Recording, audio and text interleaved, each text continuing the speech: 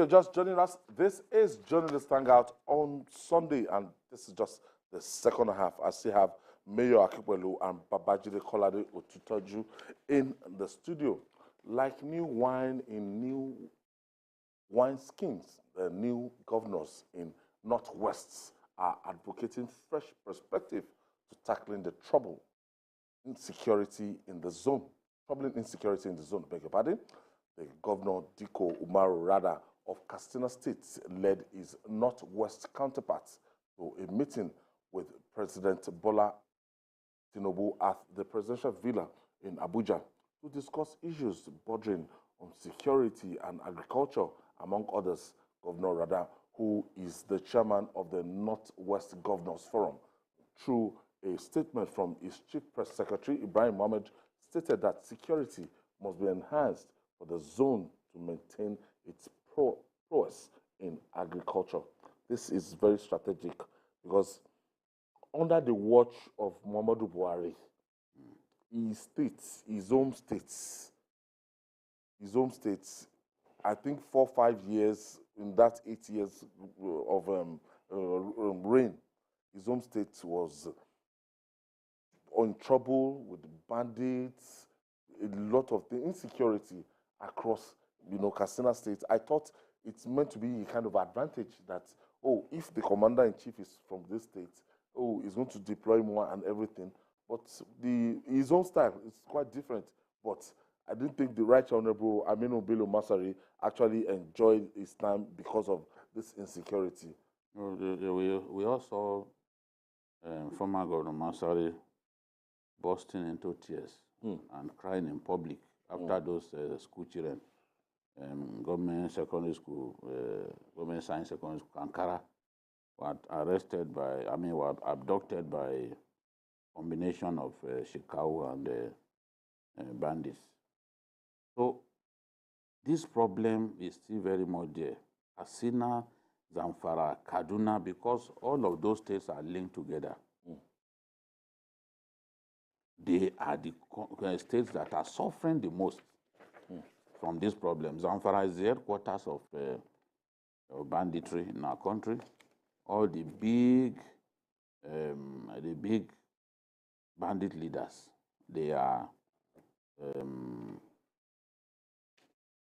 most of them are in Zamfara, so to say, Turji and the rest of them. Dogo Gide, moving from Zamfara to Niger, going to Kebbi and all that. So it's a big problem. So this Dogo Gide is still alive? Very much alive. Very much. There was a time they carried one fake story that he's dead. Can confirm that he's still very much alive. Turji too is very much alive. If not succeeded in killing them. Non-state actors holding us to ransom. Killing our people. They are still killing our people. They are still behaving like nobody can touch them.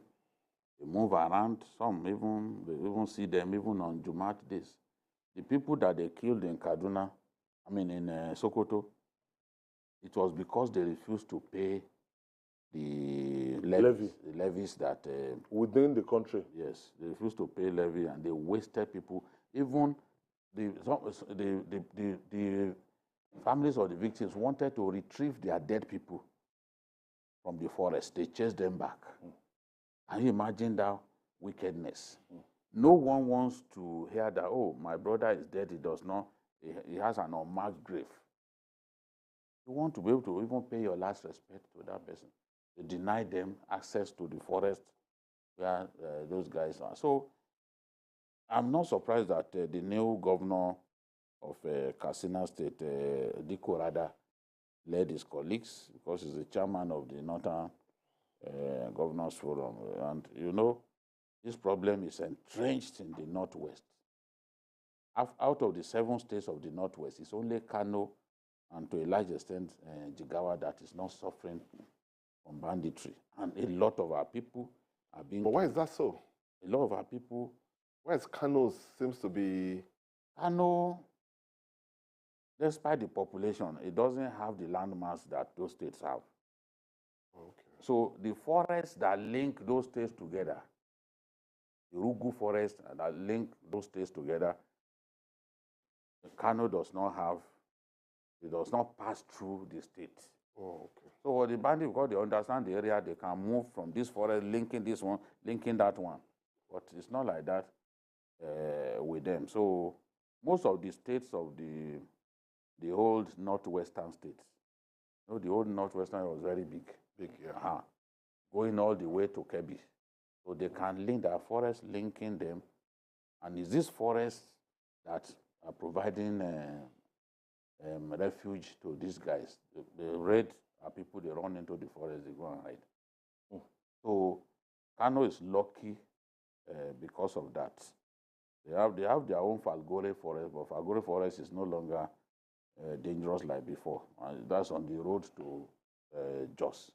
I think the new commander-in-chief will have to make, we have to show that a new sheriff. Yes, it's important that not business as usual. Yes, These it's important. bandits cannot just go on and on the way they used to go.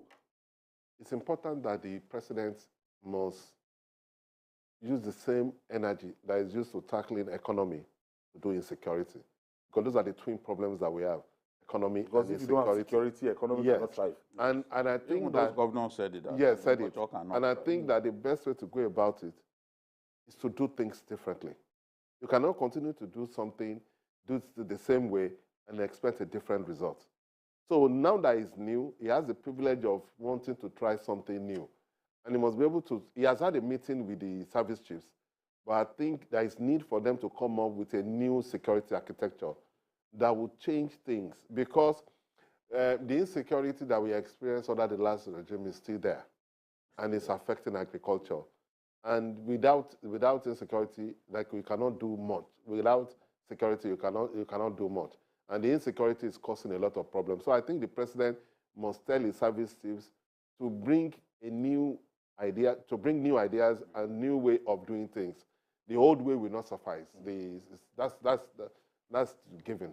On the last note on this, on the final note on this one, those angling around Mr. President that they've been part of the problem of the past, especially security chiefs, we know them, that, they couldn't solve it during their time, and you still want an appointment right now. Some were even stealing during their time, but they are still desperate to have a slice of the president. That would not happen, because...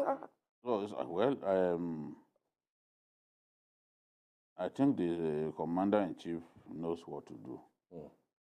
He knows that what we need now is a new broom. A new broom to sweep all those cobwebs away. And we must do things differently this time. If we don't do things differently, we will get the same result. How can 675 Nigerians die in the month of May alone? May, that inauguration month. Yes, 675 died and 168 abducted. And when we see these figures, we always want to believe that it is higher. Because some families, their people get abducted. The president was inaugurated on the 29th of that month. They do not complain. Their families members get abducted, they don't report to the police. They just go pay the ransom and live quietly. So it's possible that it's even higher than this. So the usual places where our people get killed, Borno, Kaduna, Plateau, all of these killings are still going on until the president shows that he's in charge. These good-for-nothing bandits will still be acting like, look, nothing has changed. People like Truji. They're still there. What's the name of that other one? Dogo Gide. I mean, Dan Kremi, there's another one called Dan Kremi. They showed this picture a while ago. Non-state actors terrorizing our people, collecting taxes from them. Yes, as if they are a government within a government. That's even shameful. It's shameful. They even install district heads. You get to a place, install the district head and say, deal with this person. If I come back, you don't obey. Their own political structure. I don't know how we do it. And then some of those forests, we need to do something. Ashwaju talked about setting up forest rangers. We need to do that's a step forward. A lot of those forests have been taken. That's a step forward, because you see, when we've discussed during the time of insecurity about the vigilantes and all that, and they will not be able to come in these forest guards, because and they will be harmed. It is important for them to be harmed, and for us to have them in this forest, because that is what is the movement of people from one state to another. Okay, moving on now. Truth, they say